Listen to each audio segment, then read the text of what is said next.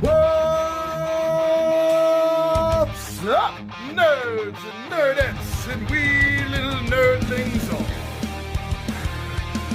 It's your buddy Big Johnny G, the Two Gun Pixie presents Legendary Gaming.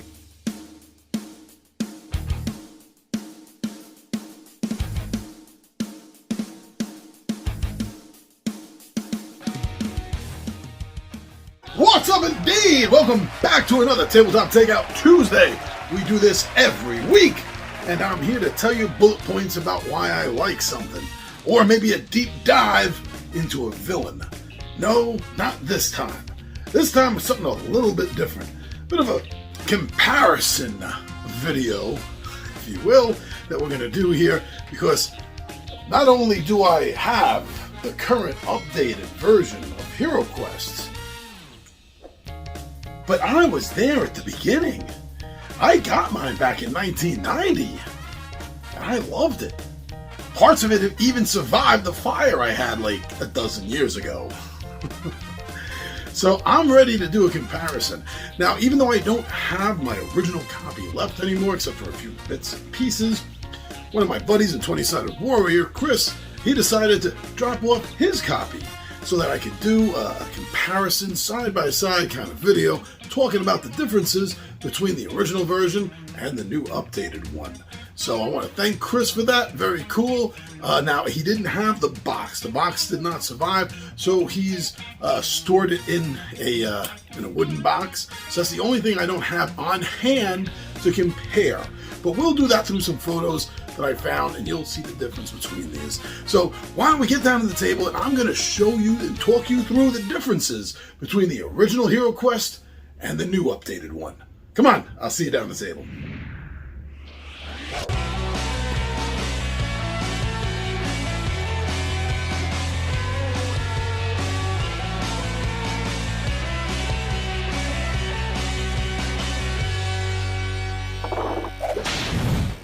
The original HeroQuest came out in 1989, 1990, depending on where exactly you were. I think it was 1990 here in America, but it may have been 89, but that's just splitting hairs. Now, when the game came out, it cost $30 here in America. Now, with inflation, to put it from 1990, $30 to today, that would be $63 and like 50 cents. The modern game that's out now costs $100. Why don't we look at the difference between the two of them, from box to board to components and rules. Now, I did do a search to try to find the size and the dimensions of the original HeroQuest box. I was unable to do that. So I don't have a copy of that on hand, since the original HeroQuest that Chris gave me is in a wooden carry box. So it's going to be difficult to compare the two without using some footage, a photograph.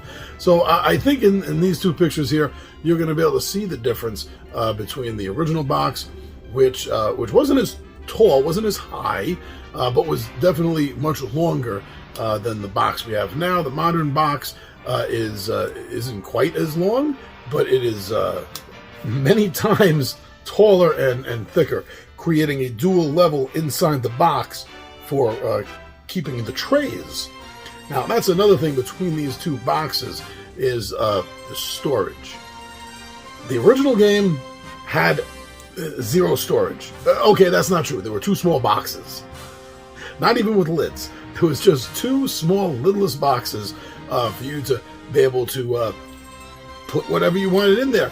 Fit in as many of the miniatures as you could, the doors, the furniture, and that was it. And I don't remember it all fitting perfectly. It may have, but yeah, it was still flying around in the box, the big box, kind of willy-nilly in the old days.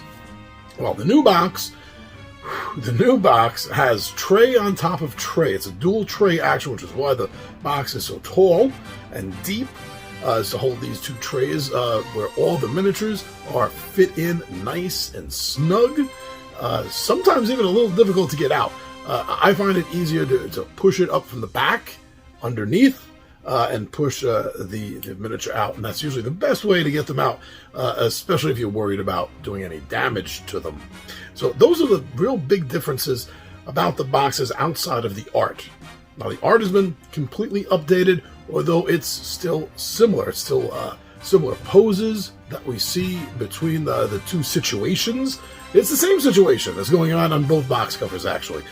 Just what kind of art style do you like better, right? That's really what it comes down to in this picture, and I like it. I think it shows the action that's going on, and it lets you, the buyer or potential buyer, know exactly what to expect. The heroes that are there and the villains that are there. And both boxes do it well. It just comes down to which art style do you like the best.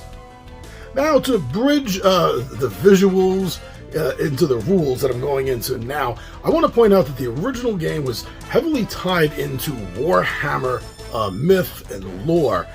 It was set in that world, and that's one of the differences in the artwork, is that they've removed sort of references, artistic references that are not part of the HeroQuest now, because they're part of the old Warhammer system, which this is now distinctly different from. And another difference we see going in is between what the original game system did between the American and the British or European copies of the game. And the first big difference that we see is the villain, is the antagonist, who the one versus the all is. And while in Europe it was Morcar, here in America it was Zargon. Why they made a difference, I don't know.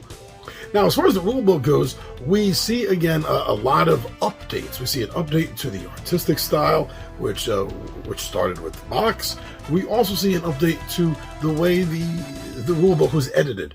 Looking between the two rulebooks of the original and with the update, we see that first of all, the big difference is the way it was edited. There's a one-page difference. Even though they have the same amount of page, the same page count in it, where you're going to find information from the old book to the new book, there's a one-page difference. And that's just the way this was edited. Now, as far as the rule book goes, one thing that I noticed that's different is wordage. So because they're not part of Warhammer anymore, they've taken all the references to chaos, chaos warriors and chaos magic. They've taken that out and replaced it with dread. So now we have a dread warrior instead of a chaos warrior. We have dread magic instead of chaos magic. But otherwise, outside of the name, nothing else has changed whatsoever with that. We also see a change in terminology when it comes to wordage. While the original game, like almost everything that was written at the time, is written specifically male, every pronoun written is put in the male form. Here we see that they've taken that out, and wherever possible, instead of he, they will use their. It is time for them to make their roll, or you. So it'd be like, instead of he makes a roll now, the player makes a roll now, he makes a roll now, it's you make a roll now. And so they've taken that out to smooth over the reading of it. The quality that the rulebook was made has been completely updated, and it doesn't feel as fragile and ready to yellow and fray away as the original one did. It's also all color. The original one was this sort of sepia, I guess you might want to call it, this sort of sepia color to everything, which was better than black and white, I guess, but was, I don't know, I didn't really care for it, but I guess it saved the money instead of making it full color, which is what they've done now. Now, I've also noticed in the rulebook changes where in the old rulebook it might say, literally, it might say note to show a notation to a rule or reference or something. And in this one, they use icons for everything. They use icons for the Zargon player, for the hero players. They use icons for notes and, beware kind of things. Anything that needs to get your attention, this uses an icon for. And the icons are easily recognizable, and you know exactly what they are right after the first time you reference them. They're so easy to just stick in your mind, and I like that. It does make the rules a little bit easier on the eye, to a degree anyway. Now, other than that, comparing it to the American version of the original HeroQuest, I see absolutely no difference whatsoever. And I pretty much went over it, word for word, paragraph by paragraph, and literally the only difference I've noticed is in the old book, it'll be on this page, and in the new book, it'll be on this page, and that's like the only difference I've noticed. The rules seem to be 100% identical, no update, no change. If you know the original game, though, I have to ask, were we expecting a change to the rules? Now, as far as the quest book goes for the core game, the main box, again, I see absolutely no difference outside of the differences I already mentioned for the main rule book. There's an update to the art, there's an update to the editing, but that's it. Nothing else has changed. You know, well, I mean, yeah, we don't have formers anymore, and so we have the Abomination. So other than changing that in the quest books, just changing that monster type, there's no difference that I've seen from the original American HeroQuest to this new update. And in fact, this updated is completely based on the American version. There were some slight differences in the European, as I mentioned earlier. Morcar was the name, not Zargon. And also, I believe almost all the monsters, or at least most of them, like the orcs and the goblins, they all had like 1 hit point, I heard. So it's just like 1 hit, 1 kill all the time for all the monsters. And that the American version was harder by comparison. Well, this is an update of the American version. And nothing in the rules and nothing in the quest book seems new, different, updated at all, as I said, other than art and editing. That's it. Now, the components. Okay, let's start with the board. The board, they kept the color scheme, they kept the room design, just like the rulebook and the quest book. Really, nothing at all has changed. The big difference is where it says HeroQuest on which side of the board. That's really the biggest difference with this. The miniatures. Now, the miniatures of the heroes are fantastically updated. They are a lot more dramatic in their poses. The barbarian looks like he's ready to come down with his sword. The dwarf isn't just like the old dwarf. He's not just standing there posing with his battle axe, ready to do nothing by the look of it. This guy now is like in mid-swing. It looks like he's about ready to take a goblin's head off.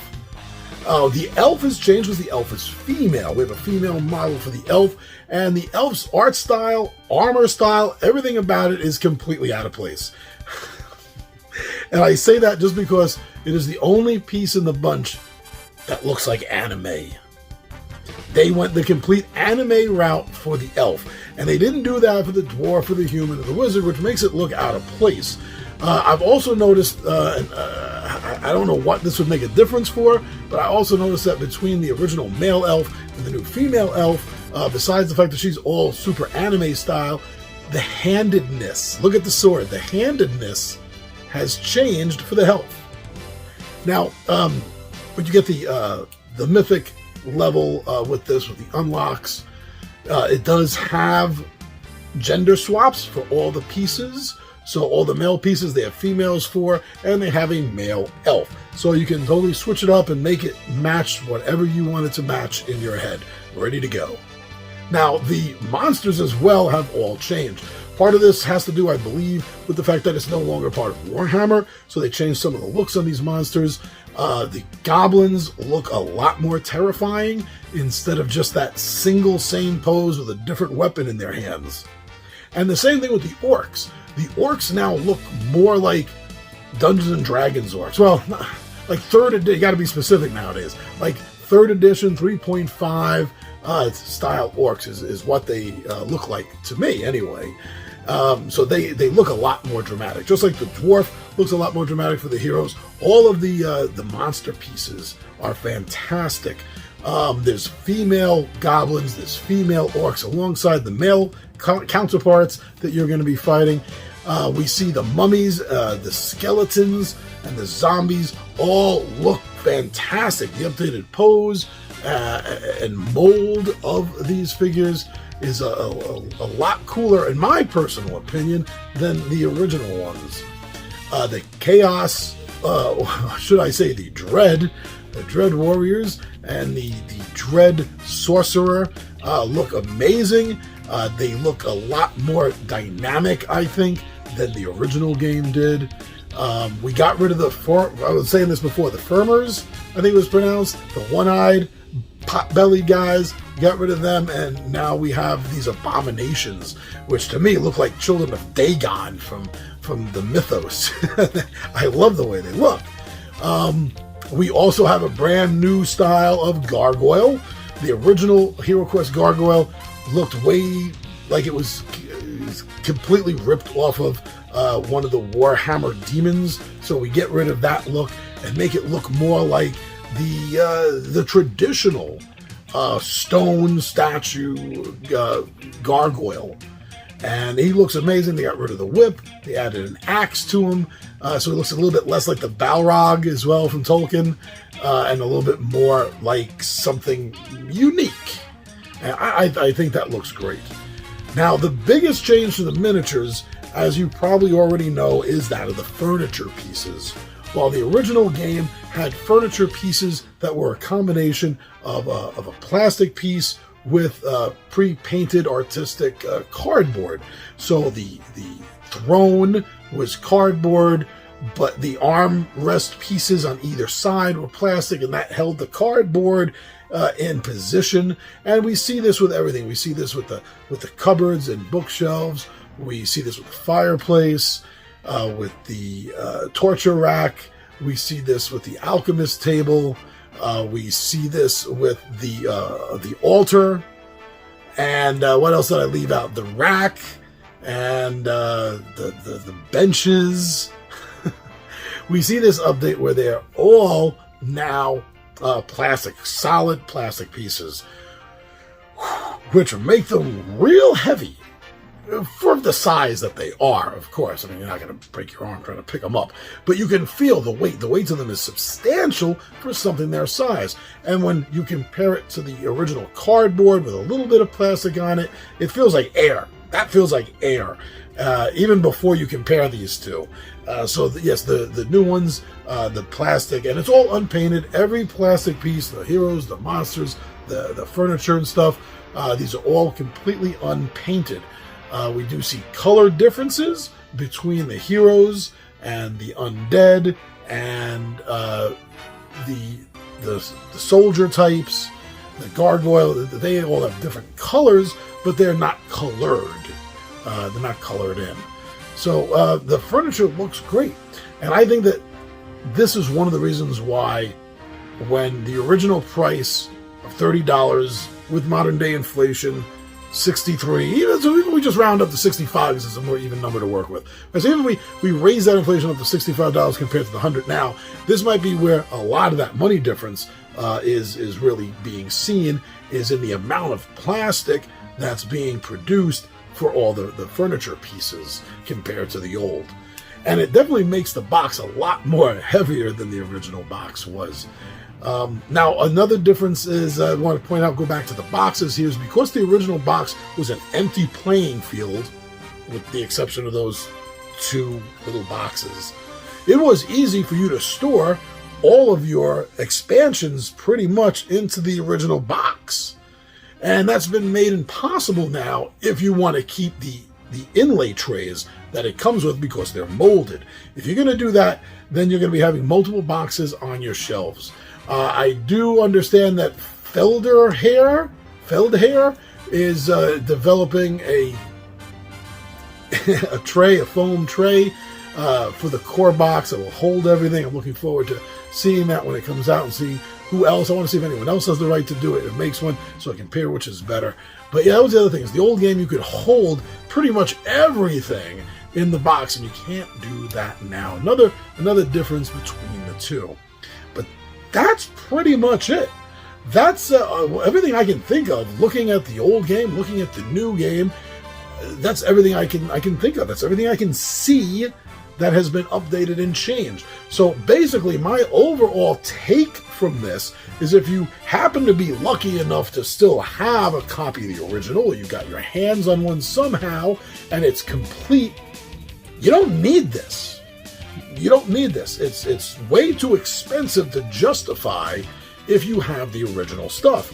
Now, if you don't have the original stuff, like I had lost mine in the fire, then this is, I think, justifiable price point for the game, like just barely. I'm not going to kid about that. I mean, it is like right on the freaking edge of what I think is an okay price and too much. It's really right there at the cusp. But if you don't have the game and you love Dungeon Delves, as far as how simple and easy the rules go, just like the original game, this may be one of the best Dungeon Delves for rule complexity out there that you're going to get a chance to play. So those are all the differences I've seen between the original and the new HeroQuest. Is there any differences that I missed? If so, put it downstairs in the comments. If you know the exact size of the original box, like I know the new box is 16 by 12 by 5.5, but I still don't know the diameter of the diameter. I don't know the dimensions. It wasn't round. I don't know the dimensions of the old box. Put that down if you happen to know it. Let everyone else have that information. But that's it. Those are the differences that I see between the original HeroQuest and the new one.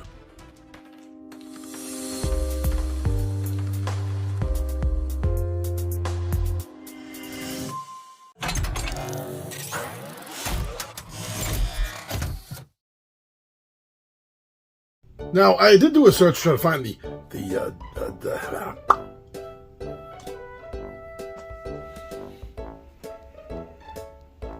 no, it's still too high.